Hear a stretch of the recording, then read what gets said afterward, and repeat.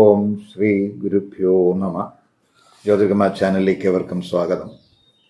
ഇന്ന് ഞാൻ ചർച്ച ചെയ്യുന്നത് 2026 ജനുവരി 14 3:08 PM മകരരവി സംക്രമമാണ്. അതായത് സൂര്യൻ മകരം രാശിയിലേക്ക് രാശി മാറുന്നു. അപ്പോൾ സൂര്യൻ്റെ മകരം രാശിയിലേക്കുള്ള രാശിമാറ്റം ഓരോ കൂറുകാർക്കും ലഗ്നക്കാർക്കും എങ്ങനെയാകും എന്നുള്ളതിനെ പറ്റിയാണ് ചർച്ച ചെയ്യുന്നത്. ഇപ്പോൾ 2026 ജനുവരി 14 3:08 സൂര്യൻ മകരൻ രാശിയിലേക്ക് രാശി മാറുന്നത്. സൂര്യൻ മകരൻ രാശിയിലേക്ക് മാറുന്ന ദിനത്തെയാണ് നമ്മൾ മകരസംക്രാന്തി എന്ന് പറയുന്നത്. തമിഴ്നാട്ടിലൊക്കെ ഇതിനെ മകര പൊങ്കൽ എന്നൊക്കെ ആചരിച്ച് വരുന്നു. അപ്പോൾ ഈ മകരസംക്രാന്തി ദിനം മുതലാണ് ഉത്തരായന കാലം ആരംഭിക്കുന്നത്. അതായത് മകരം മുതൽ മിഥുനം വരെയുള്ള കാലം, അതാണ് ഉത്തരായന കാലം. ഇപ്പോൾ ഈ കാലത്തിൻ്റെ ഒരു പ്രത്യേകത എന്ന് പറയുന്നത് ദേവന്മാരൊക്കെ നിദ്ര വിട്ടുണരുന്ന കാലമാണ്. അതായത് ദേവന്മാരുടെ പകൽ സമയമാണ് ഈ മകരം മുതൽ മിഥുനം വരെയുള്ള കാലം എന്ന് പറയുന്നത്. അപ്പോൾ കാലപുരുഷൻ്റെ കർമ്മസ്ഥാനമാണ് ഈ മകരൻ രാശി എന്ന് പറയുന്നത്. അപ്പം മകരൻ രാശിയിലേക്ക് ഈ സൂര്യൻ കടന്നു വരിക എന്ന് പറയുമ്പോൾ പൊതുവെ മംഗളകർമ്മങ്ങൾക്ക് അനുയോജ്യമായിട്ടുള്ള കാലമാണ്. അപ്പം സൂര്യന് ആ മകരൻ രാശിയിലേക്കൊക്കെ വരുമ്പോൾ ദിഗ്ബലം ഉണ്ടാകുന്ന സമയമാണ്. അപ്പോൾ സൂര്യൻ്റെ മകരൻ രാശിയിലേക്കുള്ള രാശിമാറ്റം ഓരോ കൂറുകാരെയും ലഗ്നക്കാരെയും ഏത് രീതിയിൽ സ്വാധീനിക്കും എന്നുള്ളതിനെ പറ്റിയാണ് ഇവിടെ ചർച്ച ചെയ്യുന്നത്. ഈ വീഡിയോയിൽ മേടം, ഇടവം, മിഥുനം, കർക്കിടക കൂറുകാർക്കും ലഗ്നക്കാർക്കും സൂര്യൻ്റെ മകരൻ രാശിയിലേക്കുള്ള രാശിമാറ്റം എന്ത് ഇമ്പാക്റ്റ് ഉണ്ടാക്കും എന്ന് നോക്കാം. ആദ്യമായിട്ട് മേടക്കൂറുകാർക്കും മേടലഗ്നക്കാർക്കും, അതായത് അശ്വതി, ഭരണി, കാർത്തിക നക്ഷത്രത്തിൻ്റെ ആദ്യപാദത്തിൽപ്പെടുന്നവർക്ക് സൂര്യൻ്റെ മകരം രാശിയിലേക്കുള്ള രാശിമാറ്റം എന്ത് ഇമ്പാക്റ്റ് ഉണ്ടാക്കും നോക്കാം. അപ്പം ഈ മേടക്കൂറുകാർക്കും മേട ലഗ്നക്കാർക്കും സൂര്യൻ 5ാം ഭാവാധിപനാണ്.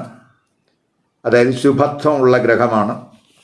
ആ സൂര്യൻ ജനുവരി 14 ഈ കൂറുകാരെ സംബന്ധിച്ചിടത്തോളം അവരുടെ 10ാം ഭാവരാശിയിലേക്ക് കർമ്മസ്ഥാനത്തേക്കാണ് രാശി മാറുന്നത്. ഫെബ്രുവരി 12 വരെ ഈ സൂര്യൻ കർമ്മസ്ഥാനത്തുണ്ടാകും. അപ്പോൾ കർമ്മസ്ഥാനത്ത് പ്രത്യേകിച്ച് സൂര്യൻ വരുമ്പോൾ അത് ദിഗ്ബലമുള്ള സമയമാണ്. അപ്പോൾ പൊതുവെ കർമ്മസ്ഥാനത്ത് ആ സൂര്യൻ വരിക എന്ന് പറയുമ്പോൾ പ്രൊഫഷണൽ ഗ്രോത്തിന് അനുകൂലമായിട്ടുള്ള സമയമായിട്ട് കാണുന്നുണ്ട്. പ്രത്യേകിച്ച് തൊഴിലിലൊക്കെ ഫോക്കസ് കൂടുന്ന സമയമായിരിക്കും. തൊഴിലവസരങ്ങൾ അന്വേഷിക്കുന്നവർക്ക് അനുകൂല സമയമായിരിക്കും. തൊഴിലൊക്കെ പ്ലാൻ ചെയ്യുന്നവർക്കും അനുകൂല സമയമായിരിക്കും.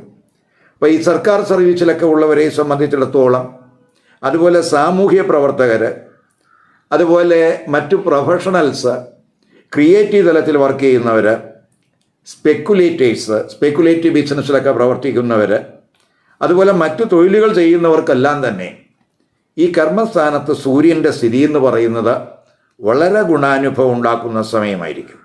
തൊഴിലിലൊക്കെ ഉയർച്ചയ്ക്ക് സാധ്യതയുണ്ട്. പ്രൊമോഷനൊക്കെ കാത്തിരിക്കുന്നവർക്ക് അനുകൂല സമയമായിട്ട് കാണുന്നുണ്ട്. അപ്പോൾ പൊതുവേ നമുക്ക് ഈ ഒരു ആദരവും അംഗീകാരവും ഒക്കെ തൊഴിലിടത്ത് കിട്ടാവുന്ന സമയമാണ്. മാത്രമല്ല റെസ്പോൺസിബിലിറ്റിയൊക്കെ കൂടുന്ന സമയമായിരിക്കും. അപ്പോൾ ലീഡർഷിപ്പ് സ്കില്ലൊക്കെ ഈ സമയത്ത് ശക്തമാകുന്ന സമയമായിരിക്കും തൊഴിലിടത്ത്. അതുപോലെ സന്താനങ്ങളെ കൊണ്ടൊക്കെ ഗുണാനുഭവം ഉണ്ടാകുന്ന സമയമായിരിക്കും. തൊഴിൽ അന്വേഷകരെ സംബന്ധിച്ചിടത്തോളം ഈ മകരരാശിയിലെ സൂര്യൻ എന്ന് പറയുന്നത് 5ാം ഭാവത്തിൻ്റെ, അതായത് സൂര്യൻ എന്ന് പറയുന്നത് 5ാം ഭാവാധിപനാണ്. ആ 5ാം ഭാവാധിപനായിട്ടുള്ള സൂര്യൻ ഭാവത്തിൻ്റെ 6ലേക്കാണ് വരുന്നു എന്നുള്ളത് കൊണ്ട് പ്രത്യേകിച്ച് ഉദ്യോഗാർത്ഥികളെ സംബന്ധിച്ചിടത്തോളം, തൊഴിൽ അന്വേഷകരെ സംബന്ധിച്ചിടത്തോളം, ടെസ്റ്റിലും ഇൻ്റർവ്യൂകളിലും ഒക്കെ പങ്കെടുക്കുന്നവരെ സംബന്ധിച്ചിടത്തോളം വളരെ തിളക്കമാർന്ന ഒരു പ്രകടനം അവർക്ക് കാഴ്ചവെക്കാൻ കഴിയും. അതുപോലെ സർക്കാർ തൊഴിലിനൊക്കെ കാത്തിരിക്കുന്നവർ, പ്രത്യേകിച്ച് ഇപ്പോൾ ലിസ്റ്റിലൊക്കെ പേരുള്ളവരൊക്കെ ആണെങ്കിൽ തീർച്ചയായിട്ടും അവർക്ക് അനുകൂലമായിട്ടുള്ളൊരു സാഹചര്യം ഈ സൂര്യൻ്റെ കർമ്മസ്ഥാനത്ത് വരിക വഴി ഈ മേടക്കൂറുകാർക്കും മേട ലഗ്നക്കാർക്കും ഉണ്ടാകാൻ സാധ്യതയുണ്ട്. പൊതുവെ തൊഴിൽ ലഭിക്കുന്നതിനും അനുകൂല സമയമായിട്ട് കാണുന്നുണ്ട്. 10ാം ഭാവാധിപനായിട്ടുള്ള ശനിയാണെങ്കിൽ ഇപ്പോൾ 12ൽ നിൽക്കുന്ന സമയമാണ്. അപ്പോൾ ചിലർക്ക് ഈ തൊഴിലുമായിട്ട് ബന്ധപ്പെട്ടൊക്കെ ദൂരയാത്രകൾ ചിലപ്പോൾ ഉടനെ ഉണ്ടായെന്ന് വരാം. അതുപോലെ തന്നെ ഈ കർമ്മഭാവാധിപനായിട്ടുള്ള ശനി 12ൽ നിൽക്കുന്ന സമയമായതുകൊണ്ട് പ്രത്യേകിച്ച് വിദേശത്തൊക്കെ തൊഴിൽ അന്വേഷിക്കുന്നവരെ സംബന്ധിച്ചിടത്തോളം അവർക്ക് വളരെ അനുകൂല സമയമായിരിക്കും. തൊഴിൽ അവസരങ്ങളൊക്കെ വിദേശത്തുണ്ടാകാവുന്ന സമയമാണ്. പൊതുവെ സ്വദേശത്തും വിദേശത്തും തൊഴിലിന് അനുകൂലമായിട്ടുള്ളൊരു സാഹചര്യം ഈ സൂര്യൻ്റെ കർമ്മരാശിയിലേക്കുള്ള 10ാം ഭാവത്തിലേക്കുള്ള രാശിമാറ്റവും അതുപോലെ കർമ്മഭാവാധിപനായിട്ടുള്ള ശനി 12ൽ സ്ഥിതി ചെയ്യുക വഴിയും ഉണ്ടാകും എന്ന് തന്നെ പറയാം. ഇപ്പോൾ സൂര്യൻ 4ലൊക്കെ ദൃഷ്ടി ചെയ്യുന്നുണ്ട്. ഇപ്പോൾ ഈ മകരരാശിയിൽ വന്നു കഴിയുമ്പോൾ ഈ കുറുകാരുടെ 4ാം ഭാവരാശിയിലേക്ക് സൂര്യൻ്റെയൊക്കെ ദൃഷ്ടി വരുന്നുണ്ട്. ഇപ്പോൾ പൊതുവേ നമുക്ക് അല്പം അവബോധമൊക്കെ ഉണ്ടാകുന്ന സമയമാണ്. പഠനത്തിലൊക്കെ ഒരു മികവ് പുലർത്താൻ കഴിയുന്ന സമയമായിരിക്കും.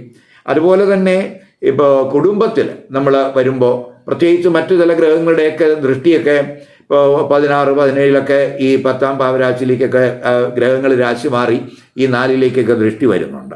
അപ്പോൾ പൊതുവേ നമുക്ക് ഈ 4ലൊക്കെ സൂര്യൻ്റെയൊക്കെ ദൃഷ്ടി വരുമ്പോൾ അല്പം ഇഗോയിസ്റ്റിക് ആയിട്ടുള്ള ചില ഇഷ്യൂസൊക്കെ ചിലപ്പോൾ ഉണ്ടാകാൻ സാധ്യതയുണ്ട്. അവിടെ നമ്മൾ ശ്രദ്ധിക്കണം.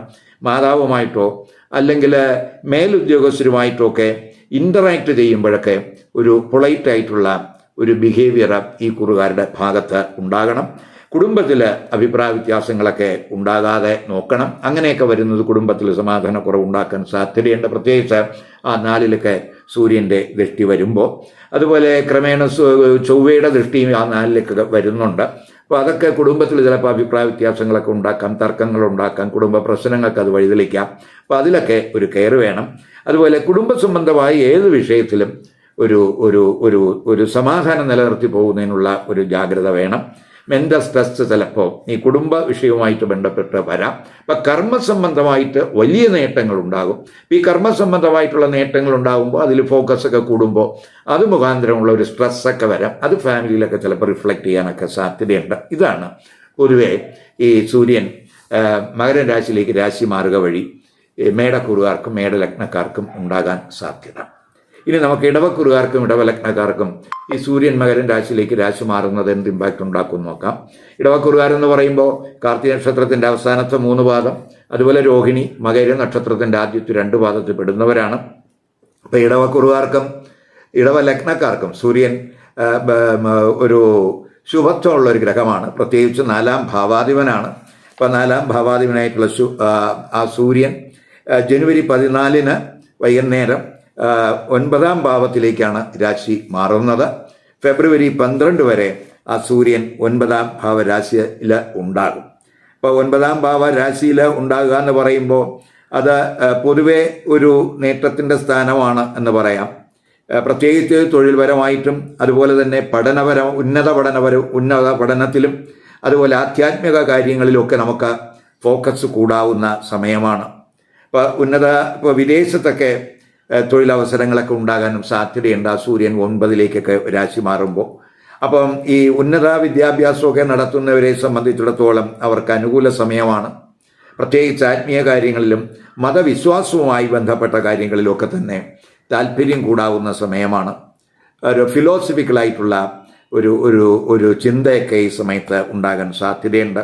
അപ്പോൾ പിതാവിൻ്റെയോ അല്ലെങ്കിൽ ആത്മീയ ഗുരുക്കന്മാരുടെയോ ഒക്കെ ഒരു അല്ലെങ്കിൽ സീനിയർ അധ്യാപകരുടെയൊക്കെ തന്നെ മാർഗനിർദ്ദേശങ്ങൾ, അവരുടെയൊക്കെ ഗൈഡൻസ് കിട്ടാനൊക്കെ സാധ്യതയുള്ള സമയമാണ്. അതൊക്കെ അവരുടെ ജീവിതത്തിൽ വളരെ ഗുണാനുഭവം ഉണ്ടാക്കും എന്നും കൂടെ പറയാം. അതുപോലെ തന്നെ നമുക്ക് ഈ നമ്മുടെ ഉയർന്ന ലക്ഷ്യങ്ങൾ, ആ ലക്ഷ്യങ്ങളെ പറ്റിയൊക്കെ ഒരു ആസൂത്രണം, അതുപോലെ ഭാവി കാര്യത്തിലെ പറ്റിയൊക്കെ പ്ലാൻ ചെയ്യുന്നതിനൊക്കെ അനുകൂലമായിട്ടുള്ള ഒരു സമയമായിട്ട് നമുക്ക് ഈ 9 സൂര്യൻ്റെ വരവിനെ പ്രതീക്ഷിക്കാം. അതുപോലെ തന്നെ പിതാവിന് എന്തെങ്കിലുമൊക്കെ ഭാഗ്യനേട്ടങ്ങൾ, ആ പിതാവ് വഴി ഈ കൂറുകാർക്ക് എന്തെങ്കിലും നേട്ടങ്ങളൊക്കെ ഉണ്ടാകാനൊക്കെ സാധ്യതയുണ്ട് എന്നും കൂടെ മനസ്സിലാക്കുക. അതുപോലെ തൊഴിലിടത്ത് നമുക്ക് നൂതനങ്ങളായിട്ടുള്ള എന്തെങ്കിലും ആശയങ്ങൾ അവതരിപ്പിച്ച് അത് പ്രയോഗത്തിൽ കൊണ്ടുവരുന്നതിനുള്ള ഒരു ശ്രമമൊക്കെ ചിലപ്പോൾ ഉണ്ടാകാനും സാധ്യതയുണ്ട്. പ്രത്യേകിച്ച് അതൊക്കെ തൊഴിലിടത്ത് മേലുദ്യോഗസ്ഥരുടെയൊക്കെ പ്രീതി കിട്ടുന്നതിനും അവരുടെയൊക്കെ ഒരു അംഗീകാരമൊക്കെ ഈ തൊഴിലിടത്ത് ഉണ്ടാകുന്നതിനും അത് മുഖാന്തരമൊക്കെ ഒരു ഭാഗ്യാനുഭവമൊക്കെ ഉണ്ടാകുന്നതിനൊക്കെ ചിലർക്ക് സാധ്യത കാണുന്നുണ്ട്. ആത്മീയ കാര്യങ്ങളുമായിട്ടൊക്കെ ബന്ധപ്പെട്ടൊക്കെ ചിലപ്പോൾ ദൂരയാത്രകൾ ഈ സമയത്തുണ്ടാകാം. ഇപ്പോൾ വിദേശത്തൊക്കെ ട്രാവലൊക്കെ ആഗ്രഹിക്കുന്നവർക്ക് ഈ സൂര്യൻ്റെ 9 സ്ഥിതി അതിനും അനുകൂലമായിട്ടുള്ള ഒരു സ്ഥിതിയാണ് കാണുന്നത്. വിദേശത്ത് ഉന്നത പഠനം, വിദേശത്തൊക്കെ വാസം, ഇപ്പോൾ വിദേശത്തൊക്കെ പാർപ്പിടമൊക്കെ അന്വേഷിക്കുന്നവർക്ക് അനുകൂല സമയമായിട്ട് കാണുന്നുണ്ട്. പ്രത്യേകിച്ച് 4-ാം ഭാവാധിപനാണ് ആ 9 വരുന്നത് എന്നുള്ളത് കൊണ്ട് ഇപ്പോൾ വിദേശത്ത് വസ്തു വാങ്ങാനോ അല്ലെങ്കിൽ വിദേശത്ത് പാർപ്പിടം കണ്ടെത്തുന്നതിനോ അല്ലെങ്കിൽ വീട് വയ്ക്കുന്നതിനോ ഒക്കെ അനുകൂലമായിട്ടുള്ള ഒരു സാഹചര്യം കാണുന്നുണ്ട്. അതുപോലെ തന്നെ ഇപ്പോൾ വിദേശത്തൊക്കെ റിയൽ എസ്റ്റേറ്റ് ബിസിനസ്സൊക്കെ നടത്തുന്നവർക്കും അത് ഗുണകരമാകും. അതുകൊണ്ടൊക്കെ നേട്ടം ഉണ്ടാകും എന്ന് തന്നെ പറയാം. അതേസമയം 4-ാം ഭാവാധിപൻ ഭാവത്തിൻ്റെ 6-ലാണ് വരുന്നു എന്നുള്ളത് കൊണ്ട് ഈ കുടുംബാംഗങ്ങളുമായിട്ട് നമ്മൾ സംസാരിക്കുമ്പോഴൊക്കെ ഒരു ശ്രദ്ധ വേണം. ഈഗോ പ്രശ്നങ്ങൾ ഉണ്ടാകാതെ നോക്കണം. ഇപ്പോൾ പ്രത്യേകിച്ച് നമുക്ക് ഈ കുടുംബത്തിൽ മുതിർന്നവരുടെയൊക്കെ ആരോഗ്യ കാര്യങ്ങളിലൊക്കെ ഒരു ശ്രദ്ധ കൊടുത്തു പോകണം. 4-ാം ഭാവാധിപൻ ഭാവത്തിൻ്റെ 6-ലാണ് വരുന്നത് എന്നുള്ളത് കൊണ്ട് അപ്പോൾ അവിടെയൊക്കെ ഒരു ശ്രദ്ധ കൊടുത്തു പോവുക. അതുപോലെ ഈ 9 വരുന്ന സൂര്യൻ അത് ഈ കുറുകാരെ സംബന്ധിച്ചിടത്തോളം അവരുടെ 3-ാം ഭാവരാശിയിലേക്കൊക്കെ ദൃഷ്ടി ചെയ്യുന്നുണ്ട്. അപ്പോൾ ഈ 3-ാം ഭാവം എന്ന് പറയുന്നത് പ്രത്യേകിച്ച് ചന്ദ്രൻ്റെ രാശിയാണ്. അപ്പോൾ നമുക്ക് പൊതുവെ 3-ലൊക്കെ ആ സൂര്യൻ്റെ ദൃഷ്ടി വരുമ്പോൾ നമുക്ക് ഏത് കാര്യത്തിലും മുന്നിട്ടിറങ്ങുന്നതിനുള്ള ഒരു ധൈര്യം, വീര്യം ഒക്കെ ഈ സമയത്ത് ഉണ്ടാകും. അതുപോലെ നമുക്ക് ഈ സഹോദരങ്ങളുമായിട്ടൊക്കെ ഉള്ള ഒരു കമ്മ്യൂണിക്കേഷനിലൊക്കെ ഒരു ശ്രദ്ധ വേണം. അപ്പോൾ ഏത് കാര്യത്തിലും ഇടപെടുന്നതിനുള്ള ഒരു കഴിവ്, അതിനുള്ള ഒരു ഊർജമൊക്കെ ഈ സമയത്ത് ഉണ്ടാകും എന്ന് തന്നെ പറയാം. ഇപ്പോൾ നമുക്ക് ഉറച്ച തീരുമാനമൊക്കെ എടുക്കാൻ കഴിയുന്ന സമയമാണ്. അതുപോലെ നമ്മൾ വിചാരിക്കുന്ന കാര്യങ്ങളൊക്കെ സാധിക്കുന്നതിനും അനുകൂലമായിട്ടുള്ള ഒരു സമയമായിരിക്കും ആ സൂര്യൻ ഭാഗ്യസ്ഥാനത്തൂടെ സഞ്ചരിക്കുക വഴി ഉണ്ടാകുന്നത്. അപ്പോൾ 4-ാം ഭാവാധിപൻ 9 വരിക എന്ന് പറയുമ്പോൾ പൊതുവേ ചിലർക്ക് ഇപ്പോൾ നമുക്ക് വീട് സംബന്ധമായിട്ടുള്ള കാര്യങ്ങൾക്ക്, അതുപോലെ വാഹനം അതൊക്കെ വാങ്ങാനൊക്കെ ആഗ്രഹിക്കുന്നവർക്ക്, അല്ലെങ്കിൽ വീട് ഷിഫ്റ്റ് ചെയ്യാനൊക്കെ ആഗ്രഹിക്കുന്നവർക്കൊക്കെ പൊതുവെ അനുകൂല സ്ഥലത്തേക്കൊക്കെ ഷിഫ്റ്റ് ചെയ്യുന്നതിനൊക്കെ അനുകൂലമായിട്ടുള്ളൊരു സാഹചര്യം ഉണ്ടാകുന്ന ഒരു സ്ഥിതിയാണ് ഈ സൂര്യൻ്റെ മകരം രാശിയിലേക്കുള്ള രാശിമാറ്റം കൊണ്ട് ഇടവക്കൂറുകാർക്കും ഇടവലഗ്നക്കാർക്കും ഉണ്ടാകുന്നത്.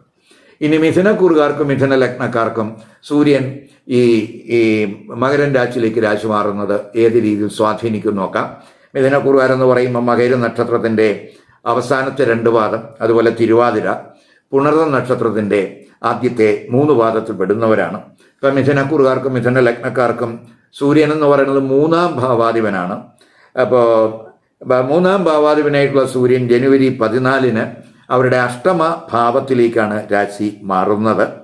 ഫെബ്രുവരി 12 വരെ ആ സൂര്യൻ അഷ്ടമ രാശിയിൽ ഉണ്ടാകും.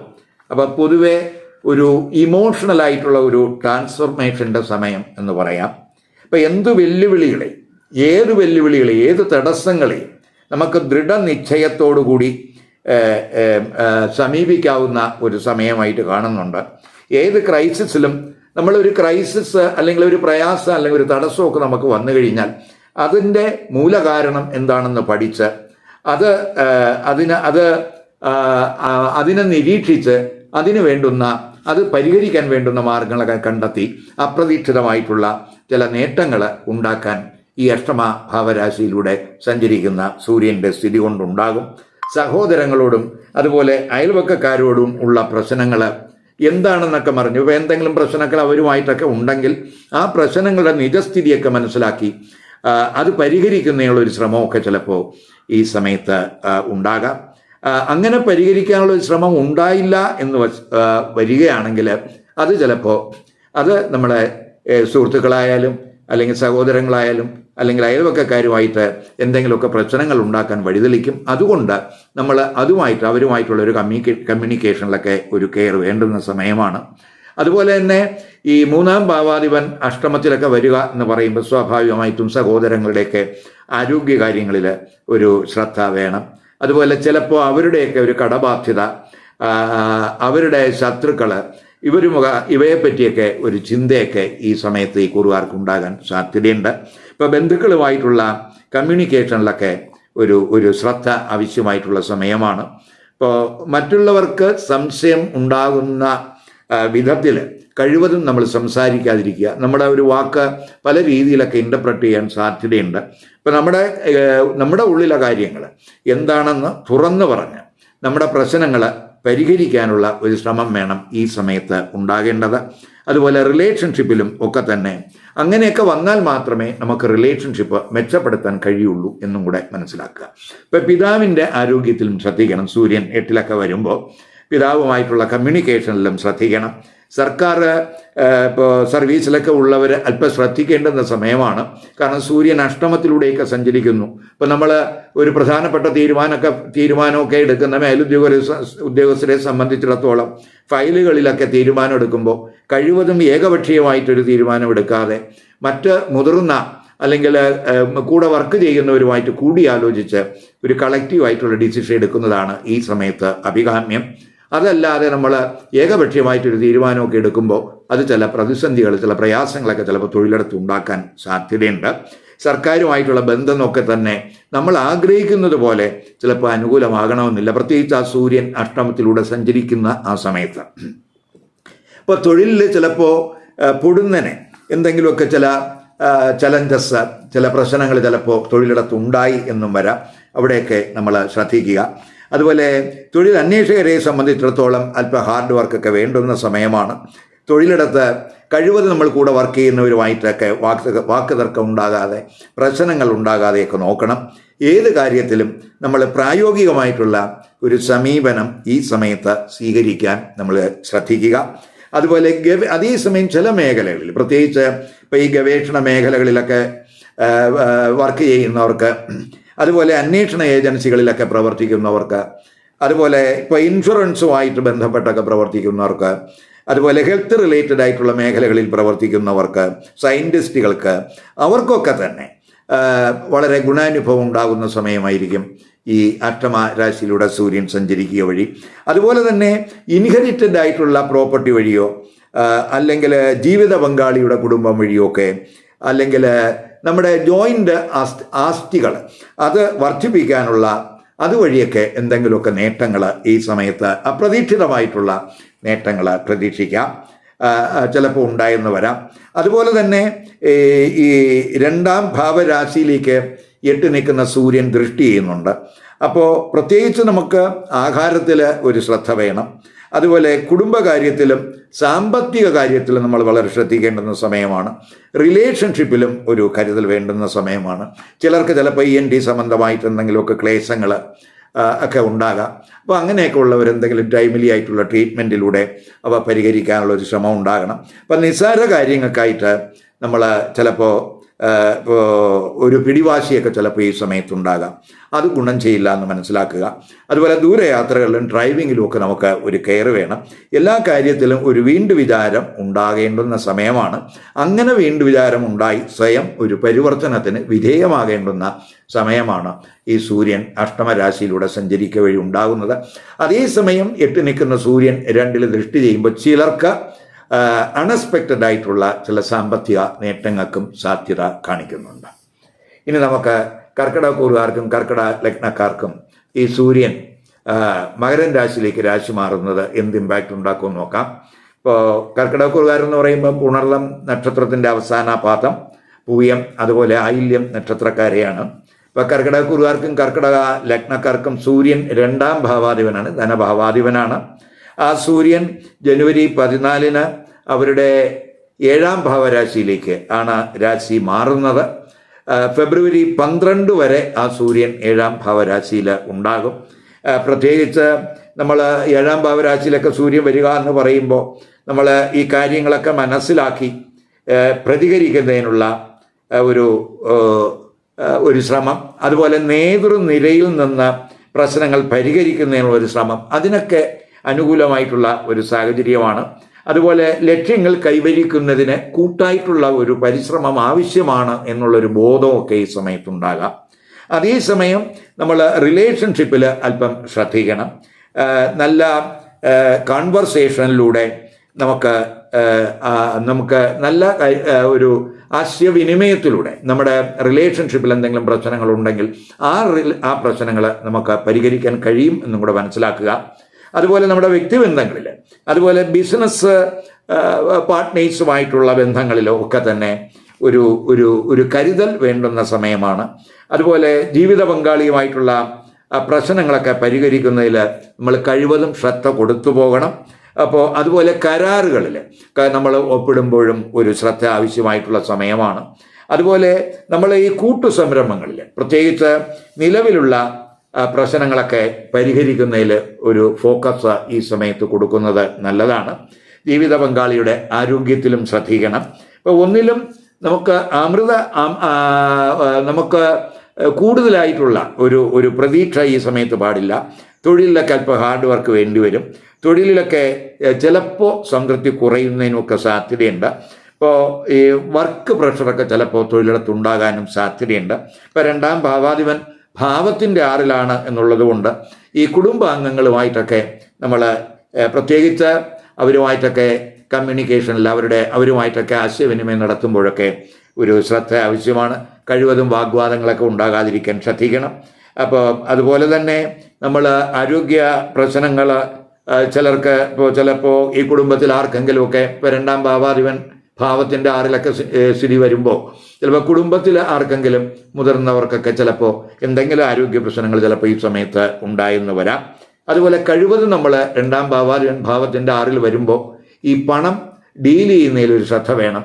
പണം കടം കൊടുക്കുന്നതിലൊക്കെ ഒരു വളരെ കെയർ വേണ്ടുന്ന ഒരു സമയമാണ്. അതുപോലെ തന്നെ 2ഉം 7ഉം എന്ന് പറയുന്നത് പ്രത്യേകിച്ച് മാരകഭാവമാണ്. അപ്പോൾ 7ാം ഭാവരാശിയിലേക്കാണ് ആ സൂര്യൻ വരുന്നു എന്നുള്ളത് കൊണ്ട് നമ്മൾ ഫുഡിൽ ഒരു കെയർ വേണം. പ്രത്യേകിച്ച് സ്റ്റൊമക്ക് റിലേറ്റഡ് ആയിട്ടുള്ള എന്തെങ്കിലുമൊക്കെ ഇഷ്യൂസ് ചിലപ്പോൾ ഈ ഫുഡ് മുഖാന്തരം ഉണ്ടാകാനൊക്കെ സാധ്യതയുണ്ട്. അവിടെ ശ്രദ്ധിക്കുക. സൂര്യൻ ജന്മരാശിയിലൊക്കെ ദൃഷ്ടി ചെയ്യുന്ന സമയമാണ്. സൂര്യൻ ആ 7 നിന്നുകൊണ്ട് കർക്കിടക രാശിയിലേക്കൊക്കെ ദൃഷ്ടി ചെയ്യുന്നുണ്ട്. അപ്പോൾ സൂര്യൻ്റെ ദൃഷ്ടിയൊക്കെ ജന്മരാശിയിലൊക്കെ വരുമ്പോൾ അല്പം ചൂടായിട്ടൊക്കെ സംസാരിക്കാം. ഈഗോ റിലേറ്റഡ് ആയിട്ടുള്ള ഇഷ്യൂസൊക്കെ ചിലപ്പോൾ ഉണ്ടായെന്നൊക്കെ വരാം. അപ്പോൾ അത് കഴിവതും നമ്മൾ ഒഴിവാക്കാനുള്ള ഒരു ശ്രമമൊക്കെ ഉണ്ടാകണം. മാനസികമായിട്ട് ഒരു സ്ട്രെസ്സൊക്കെ ഉണ്ടാകാവുന്ന സമയമാണ്. ഏത് കാര്യത്തിലും ഒരു പിടിവാശി ചിലപ്പോൾ ഉണ്ടാകാം. അതൊക്കെ കഴിവതും ഒഴിവാക്കി പോകണം. ഒരു സമന്വയത്തിൻ്റെ മാർഗം അവലംബിക്കേണ്ടുന്ന സമയമാണ് എന്നും കൂടെ മനസ്സിലാക്കുക. ജന്മരാശി എന്ന് പറയുന്നത് ചന്ദ്രൻ്റെ രാശിയാണ്. അപ്പോൾ അവിടെ സൂര്യൻ്റെയൊക്കെ ദൃഷ്ടി വരുമ്പോൾ മാതാവിൻ്റെയൊക്കെ ആരോഗ്യകാര്യത്തിലുമൊക്കെ ഒരു ശ്രദ്ധ വേണം. കുടുംബജീവിതത്തിൽ തർക്കങ്ങൾ ഒഴിവാക്കി ഒരു സംയമനം നടത്തി പോകേണ്ട സമയമാണ് എന്നും കൂടെ മനസ്സിലാക്കി പോവുക. ഈ വീഡിയോ ഇഷ്ടപ്പെട്ടുവെങ്കിൽ ലൈക്ക് ചെയ്യുക, ഷെയർ ചെയ്യുക. അതുപോലെ സബ്സ്ക്രൈബ് ചെയ്യാത്തവർ സബ്സ്ക്രൈബ് ചെയ്ത് കാണുക. മറ്റൊരു പുതിയ വിഷയമായി അടുത്ത വീഡിയോയിൽ കാണാം. നമസ്കാരം.